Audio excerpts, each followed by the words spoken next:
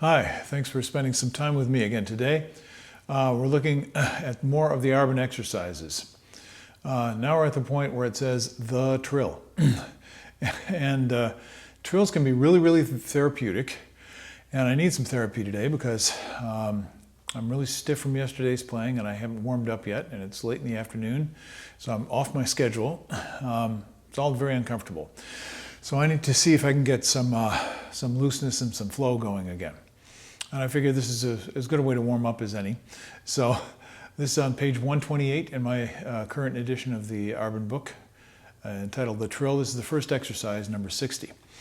So what I'm going to do is I'll just play a little bit. I'm probably not going to play all the way through because I don't want to bore you, but I want to focus on what helps me in terms of what do I pay attention to, what are my goals musically when I'm doing this, what are some of the physical issues that need to be kind of balanced and refined, and so forth. So here we go. From the beginning.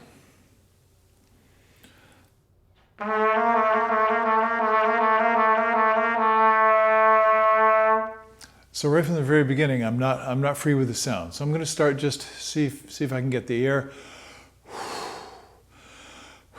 just free, slow, completely free air.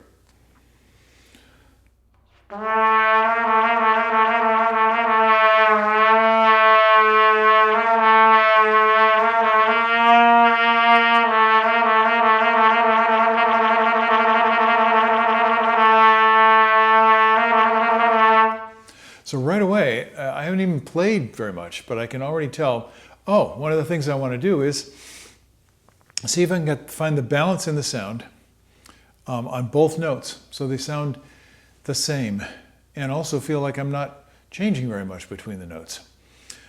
We have a habit when we look at music, most trumpet players do, of thinking that you have to change your lip for every note. And while there are what you might call micro adjustments, certainly, we don't want to be wiggling our lip.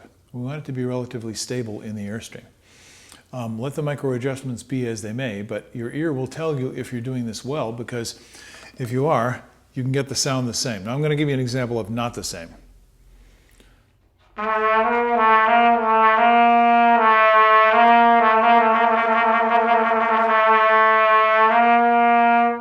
See, I'm not changing anything, but as I change the notes, you hear one note's kind of unfocused, it's a little bit dull sounding, the other one is a little bit more open. I don't like either of them, actually. So I'm going to go right back to my trying to find the sweet spot in the note.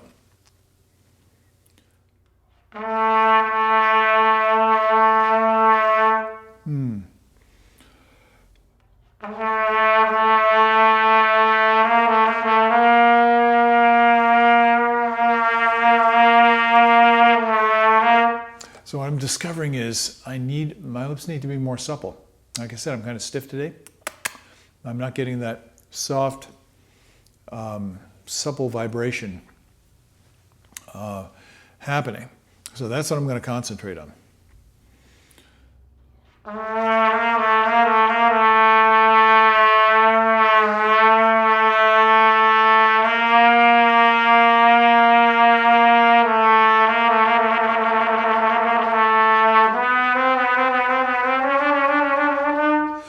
Now I'm getting a little closer, so I can start to move around a little bit. Things don't have to be perfect. They just need to stay in place.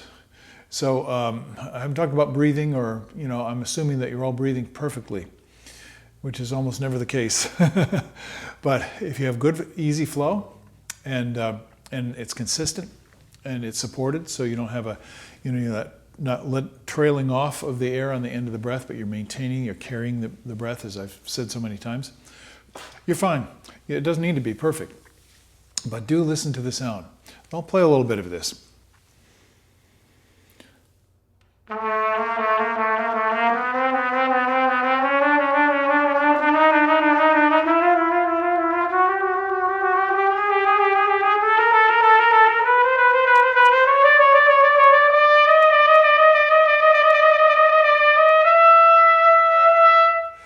Okay, now that was okay. I'm starting to loosen up a little bit.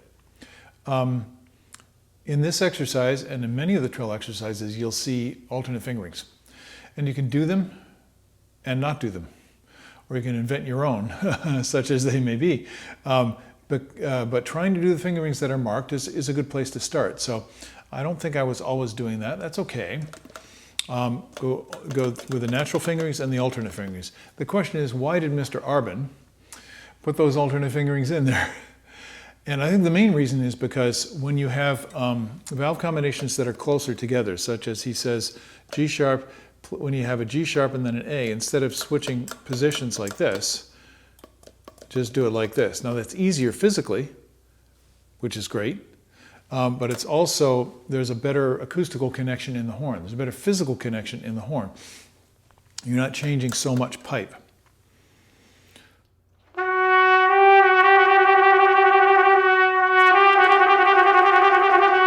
So you can hear the difference there. Now that seems pretty subtle, but that can make a huge difference in the way it feels and how well you can play it, especially how consistently you can play it, and how beautifully, how musically you can play it.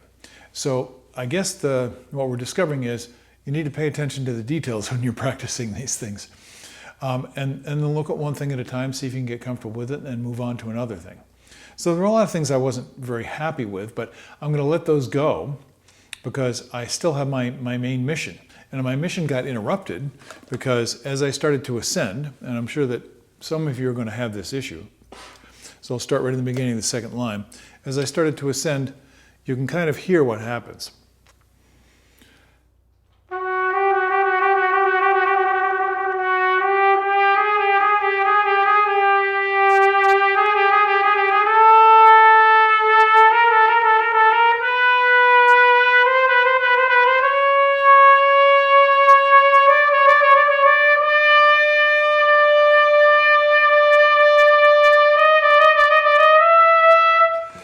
I start to get tighter a little bit as I'm going up, and almost all trumpet players do this.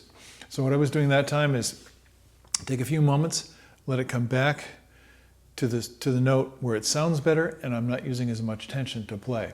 Most of us accumulate tension as we go higher. And so these little exercises in this section are really, really helpful for practicing that aspect. And almost every trumpet player can improve that. Now you can do it by listening, and you can do it by paying attention to what your body is telling you. So as I went up, I felt I was getting a little bit stiffer and a little bit tighter.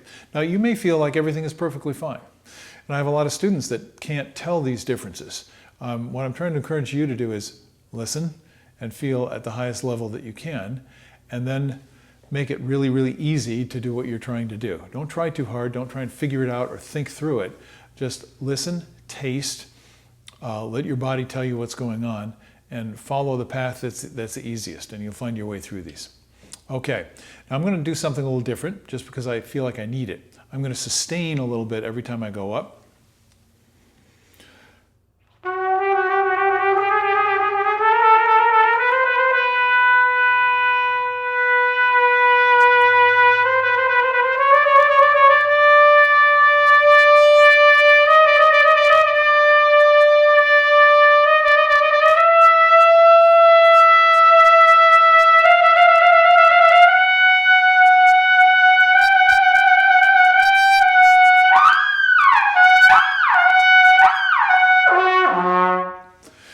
This brings up another point.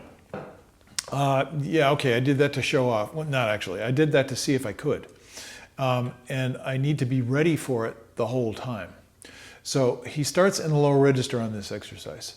What I'm going to recommend, and this is very simple, and hopefully some of you have heard it before, but it really works for a lot of people, is the highest note I'm going to play here is the A above the staff. So now I'm in the upper register.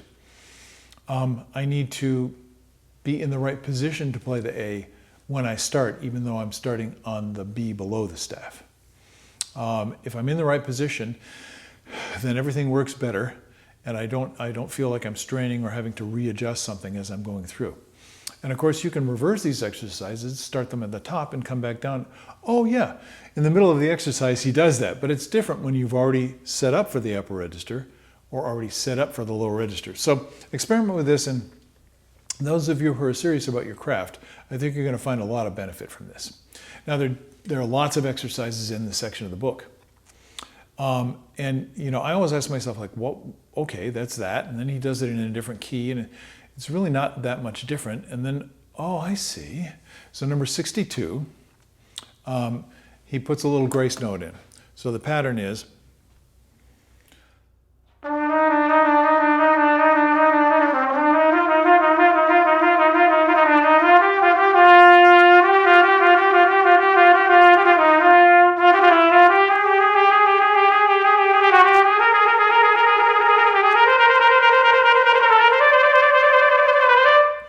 now it's fun to go fast.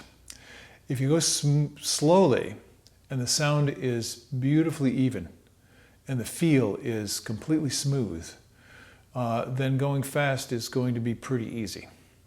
But when you go slow, it gives yourself a chance to coordinate everything. I'm going to point out a little detail here. It's best to start with a literal interpretation. I've said this many times before too.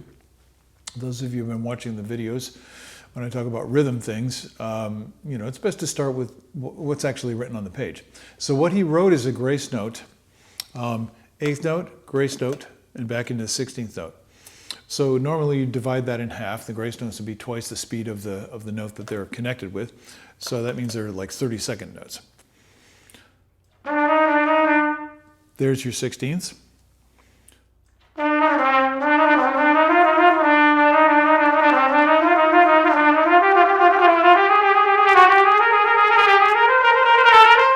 So I'm going da da da da da da da da da da da da da da da da da da da. Okay, so that's the literal. Da da da da da da. Good. Now you know what you're doing, but you don't have to do it that way. And if you were doing it that way in music, it might feel better to do that more as a triplet instead of da da da da. You go da da da da da da da da da da da da da, which would be closer to a triplet. Now there's a whole range of subtlety in there between those two rhythms. And what you're looking for is what fits the character of the music better. So even though you're playing an exercise, you always want to be thinking, well, how is this going to work when I play music? Don't paint yourself into a corner. Don't put yourself in a box. Try and think, well, how can I give myself freedom to do this? So that's number 62. Again, you should be thankful I'm not playing all the way through it. Thank you for staying with me this long. Let's see what else we have here. We have playing a little bit longer, and then we get to a place where he starts adding articulation. So I'm going to look at, maybe 66. Again, I'm warming up. I haven't practiced these, so we'll see how well it goes. That means I should start slower. And the minimum tempo on these, I think he has marked at 120. I'm going quite a bit slower than that.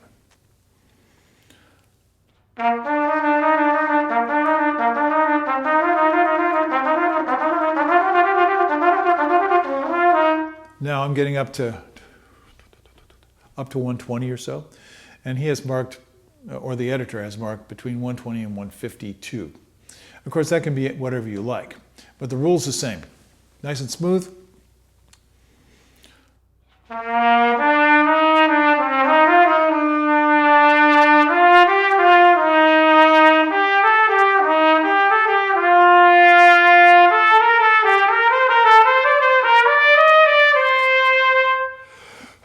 So that's the main thing you're cultivating. Then we have that, then go faster. Now most people tighten up when the fingers get faster. And we need to separate these things out. If you do it all by itself, the fingers all by themselves.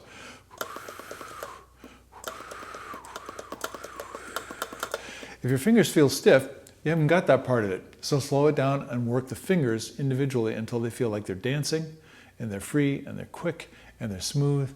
All those really, really good sensations in the fingers. Some days, if you've been, lifting heavy weights, or, chopping wood or punching the bag or whatever it might be that you're doing, your hands might not feel as supple. And that's another thing that you're trying to get back when you're working on faster passages like this. Now, the main thing with adding the articulation is most people go t-t-t-t-t. So we're away from our nice, open, unrestricted, easy airflow.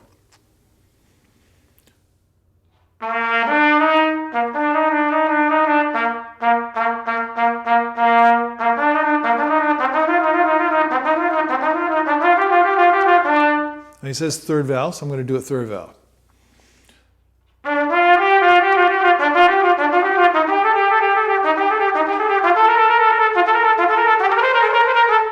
So keep in mind, yes, your fingers are busy, but the breath is just going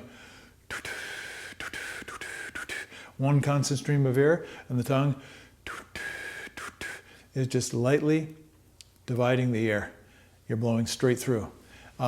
You have to do that in order to play a trill well. Now, things get busier as we turn the page. And he's got written out in number 68, 69, and so forth, a way of rhythmically describing the trill. I find this particularly valuable. Now, it is very pedantic. You might feel that it's rather restrictive, but trying to play this literally gives your body something specific to aim at, and that's really, really helpful. So, as I do the B to C trill in number 68,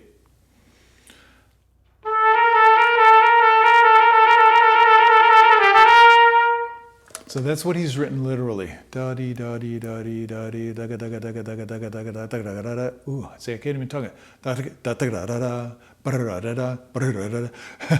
But I can do it with my fingers. That's what you want to work on until it becomes so definite in your sensation and fluid at the same time, you don't have to think about it anymore. That's where your work is. It'll take a little bit of time.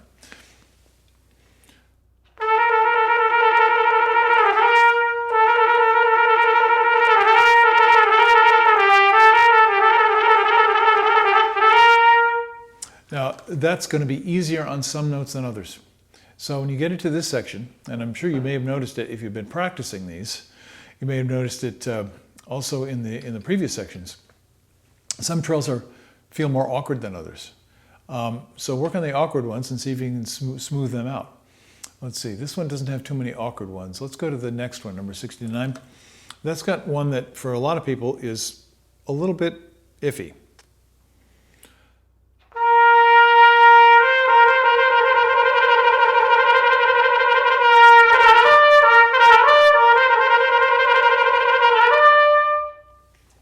Let me take it down tempo. This is marked 60. And again, I don't know if these are editor's markings or Arban's idea, but 68 is marked 56 for the metronome tempo, quarter note tempo. 69 is marked 60. Exercise number 70 is marked 64. So you get the idea. He's just kind of pushing the tempo on every one. You can do that on your own. You have total freedom when you're practicing this.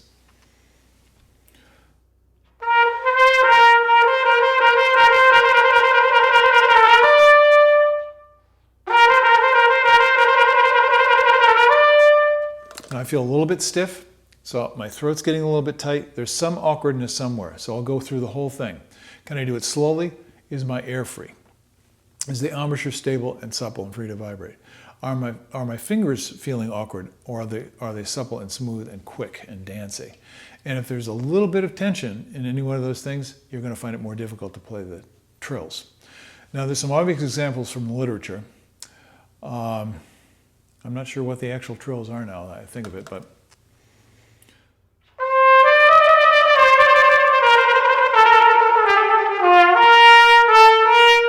from a very famous trumpet solo, which some of you may know.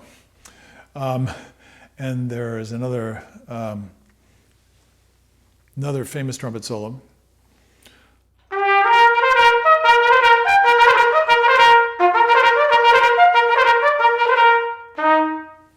You may recognize that as well. It's the same kind of skill.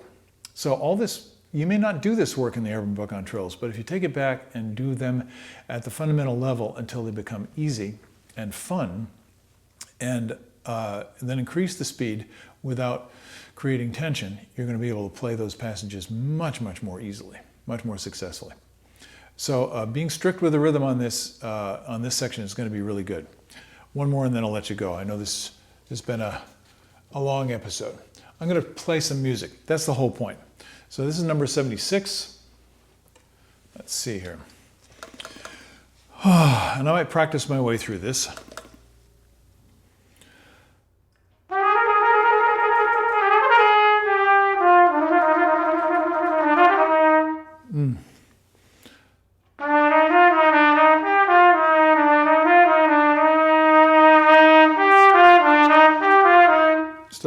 dead spot.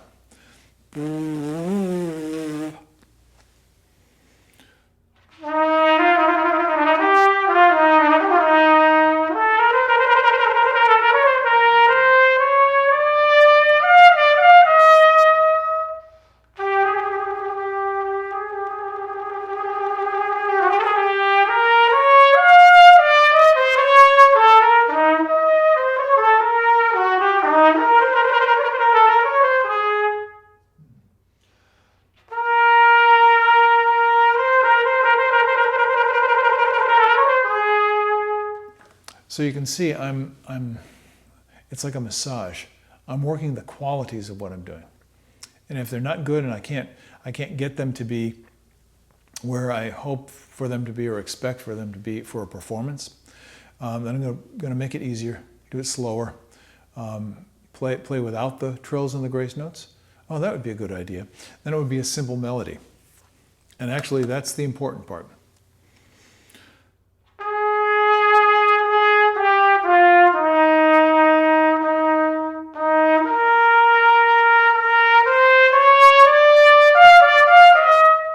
So that's what you're actually playing. But we get so busy with all the fast notes and the difficulty, the technical difficulty of playing the trills, that we lose track of the simple phrase. And that's what helps you to play the trills. Because if you play the long phrase, you're going to be keeping the air moving automatically.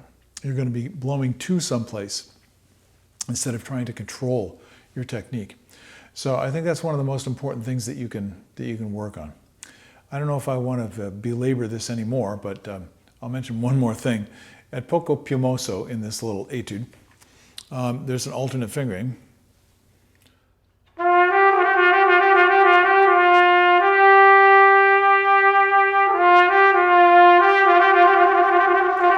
So he's got a G, trill to an A, using 1 and 3 for the G and 3 for the A. Experiment with those things. Enjoy the process. But the whole pattern is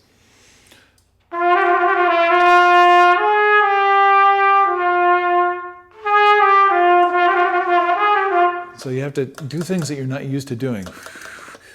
Oh, you have to pick up that third finger. You've been holding it down through the whole thing, and then you have to pick it up in order to play the B flat.